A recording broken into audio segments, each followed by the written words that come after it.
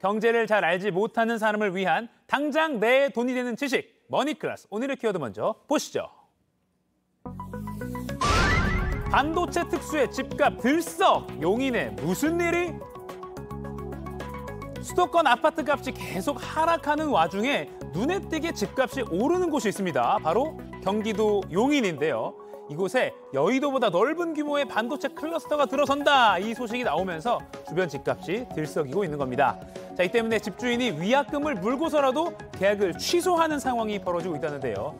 이런 개발 호재가 부동산 시장에 어떤 영향을 미치는지, 그럼 투자는 어떻게 하면 좋을지 전문가와 함께 알아보겠습니다.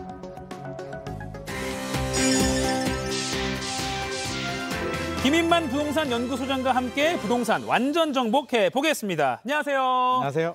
자, 용인의 반도체, 삼성 반도체 클러스터가 들어온다는 소식 때문에 이 지역 부동산이 뜨거워지고 있다고 하는데 정확히 어딘가요?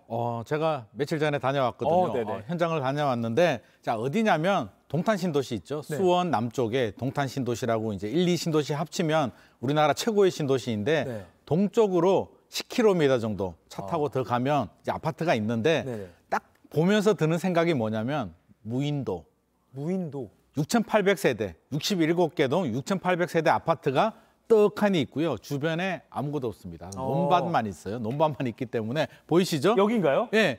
주변에 다 이렇게 뭐 공장들이나 낮은 공장들, 논밭들만 있기 때문에 와, 이게 진짜 뭐지? 무인도인가? 하는 생각이 드는데 단지 안에 들어가면 있을 건 다 있습니다. 스타벅스도 있고요. 다 있는데 거기 안에서만 이제 살아야 되는 거죠.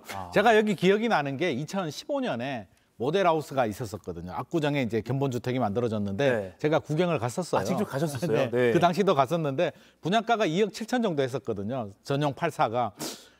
가격은 착한데 주변 환경을 보니까 야, 이거 답이 나올까? 진짜 이게 섬처럼 무인도에 고립돼서 살아야 되는 거 아닌가? 자신이 없어서 저도 포기한 기억이 나는데 이번에 삼성에서 발표가 됐습니다. 300조 원 규모의 반도체 클러스터가 발표가 됐는데 이게 얼마나 큰 규모냐면 땅 규모만 215만 평 정도 되거든요. 이게 얼마나 크냐면 여의도의 2배 정도 면적이고요. 그 삼성 반도체 공장이 수원시에도 있고요. 화성시에도 있고 평택에도 크게 있는데 이 세 곳 공장을 다 합친 것보다 더 큰 규모라고 합니다. 그래요. 이렇게 큰 규모로 이렇게 만들어지다 보니까 관심이 커질 수밖에 없겠죠. 그래서 지금 현장 분위기가 들썩들썩되고 있습니다. 그러니까 호재는 호재인데 현장 분위기 뜨겁다고 하셨는데 실제 부동산 분위기 좀 어떤가요? 제가 현장 가보니까 현장을 항상 많이 가시네요. 난리가 났는데요. 부동산에 방문하기 좀 미안할 정도로 손님들이 계속 있어가지고 이게 그냥 물어보러 들어가기가 굉장히 좀 미안했는데 그래도 이제 들어갔습니다. 들어가서 이제 이게 머니클래스 때문에 제가 조사하러 나왔다고 하니까 흔쾌히 또 이야기를 해주시더라고요. 부동산 사장님도 뉴스 보고 알았답니다. 뉴스 보고 삼성에서 반도체 용인에 발표된다고 하니까 저기가 용인 어디지? 눈을 끔뻑끔뻑 대다가 시간이 지나고 우리 동네네? 라고 해서 바로 이 아파트 바로 옆쪽에 들어왔는데 자, 3월 15일 발표가 됐었거든요. 난리가 납니다. 자, 53건 3월 13일, 3월 15일 이전에 53건이 이제 계약이 됐었는데 3월 15일 발표가 딱 되고 나니까 15건이 계약 취소가 됩니다. 해약금에 의한 해제라고 해서 나 배액 상환해 줄 테니까 나 계약 안 할래 라고 해서 집주인이 깨버리는데 가격 흐름 한번 보죠. 얼마나 많이 올랐냐면 이게 2021년에 5억까지 갔던 아파트입니다. 5억 갔다가 최근 집값 많이 떨어졌잖아요. 3억 3,500까지 떨어졌습니다. 전용 84가 5억이 3억 3,500 떨어졌으면 거의 마이너스 40% 이상 떨어졌는데 자, 보시죠. 3월 15일 발표가 되고요. 3월 17일 4억 5,500 거래가 됐습니다. 1억 원 넘게. 이게 며칠 만에. 그러니까 이게 분위기가 난리가 나고 배액 상환이 되고 집주인 입장에서는 계약금 10%잖아요. 3천만 원 받고 돌려주고 더 돌려줘도 남는 장사기 때문에 위약금까지 해도 그렇죠. 중도금이 안 들어간 상태에서는 지금 계약을 깨고 있고요. 부동산 사장님 말로는 조만간에 5억 원 넘지 않을까라는 이야기도 하고 있는 다른 상황입니다. 주택도 3월 18일 날 3억까지 또 올라갔네요. 여기는 이제 조금 더 옆에 이동업이라는 곳인데 여기도 이제 같은 호재로 받아들이고 있기 때문에 2억 4,500 하던 아파트가 3억 1,000이고 지금 옆에 있는 10km 거리지만 동탄신도시도 야, 우리도 호재 아니냐. 이 정도 공장이 들어오면 수요자들이 오지 않느냐. 안성에도 야, 우리도 호재다라고 해서 주변 지역들이 지금 기대 심리가 굉장히 높아진 상황입니다. 들썩이고 있네요. 그럼 위약금까지 주고 계약 취소하는 집주인도 등장하고 있다. 자, 그럼 호재라고 하면 제가 생각하면은 대형 쇼핑몰이 들어온다거나 뭐 네네. 녹지 공원 아니면 뭐 지하철역 뭐 이런 게 생각이 나는데 요새 이렇게 산업단지가 좀 주목받는 이유가 있을까요? 일반적으로 우리가 개발 호재라고 한다면 이제 미래 가치라고 하는데 네. 자, 우리가 구입을 하고 아파트를 구입을 하고 투자를 할 때는 어떤 마음이 있냐면 지금 가치보다 좀 더 올라갔으면 하는 그런 기대 심리, 그쵸. 집값 상승에 대한 기대 심리가 있는데 네. 요즘 분위기가 안 좋잖아요. 그래서 그냥 기존에 학교도 있고 지하철역도 있는 건 다 알겠는데 네. 더 좋아질 게 뭐냐. 근데 이제 그게 지하철도 있고요, 쇼핑몰도 있고 여러 가지가 있는데 네. 최근에 관심을 많이 받는 곳이 이제 산업단지입니다. 이게 어떤 의미가 있냐면 요즘 경제도 안 좋은데 네.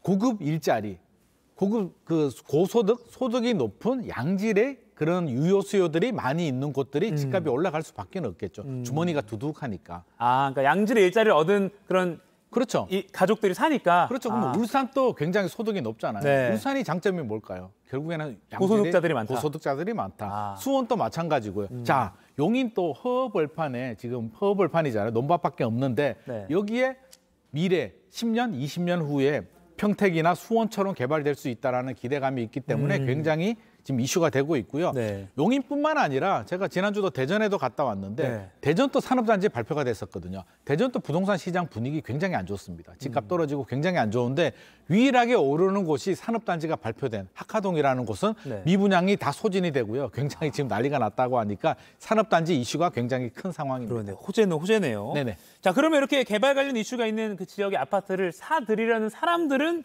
좀 어떻게 하면 좋을까요? 조언을 좀 해주시죠. 저는 좀 냉정해야 된다고 생각을 합니다. 장기적으로는 분명히 좋아요. 네. 이게 뭐 수원이나 평택처럼 개발이 되니까 네. 양질의 일자리가 생기면 집값이 오를 수밖에 없습니다. 분명히 좋은 거는 맞는데 네. 자, 시간이 문제잖아요. 이게 1년 만에 되면 참 좋겠는데 시간이 이게 20년 프로젝트고요. 오래 걸리는 일이죠. 최장 20년 걸리고요. 물론 중간에 착공은 들어가겠지만 시간이 굉장히 오래 걸리고 네. 자, 이 보시면 허벌판에 이게 얼마나 오래 걸릴까? 이게 옆쪽에 더 동쪽으로 한 10km 가다 보면 네. SK 하이닉스도 용인의 반도체 클러스터를 또 그쵸. 개발을 하거든요. 네. 2019년에 발표가 됐는데 자, 지금 2025년까지 부지를 다 조성하겠다라는 계획이었는데 네. 지금 또 제대로 안 되고 있습니다. 그 아직도. 용지 문제. 이런 반도체 공장은 전기, 물, 토지 보상 여러 가지 문제들이 있기 때문에 시간이 굉장히 오래 걸리는데 절차를 한번 살펴보죠. 네네. 자, 먼저 부지, 토지 보상을 또 해야 되잖아요. 네. 토지 주인들이 제가 토지 주인이라도 헐값에 넘기질 않겠죠. 그렇죠. 좀 더 줘라고 할 것이고요. 자, 인허가를 받는데 환경 영향 평가. 우리 예전 70년대, 80년대처럼 그냥 막 해주지 않습니다. 꼼꼼하게 환경 영향 평가를 해야 되고요. 네. 관계 기관 또 협의를 해야 됩니다. 주민 설명회 해야 되고요. 뭐 위에 시설이 있는지, 용지는 어떻게, 물 같은 건 어떻게 하는지, 네. 물도 용인시 물뿐만 아니라 물이 여주시에서 또 용인시로 흘러 들어가거든요. 이 물을 또 여주시 또 협의를 해야 되는 거고요.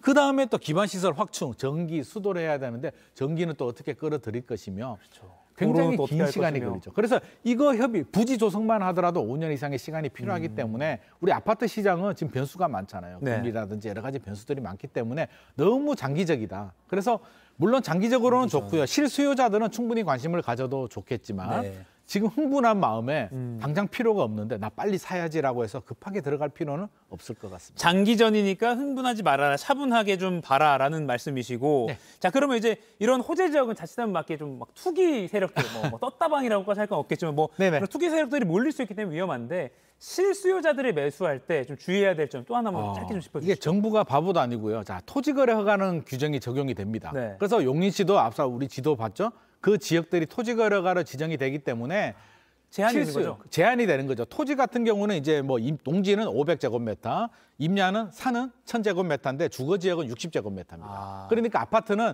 대지 지분이라는 게 있거든요. 60제곱미터 넘어가면 실거주자들만 허가를 받아서 살 수가 있기 때문에 실거주자만 투자할 수 있다. 그렇죠. 그래서 대지 지분을 확인한 다음에 60제곱미터가 초과가 되는지를 꼼꼼하게 확인할 필요가 있을 것 같습니다. 알겠습니다. 실거주자만. 네.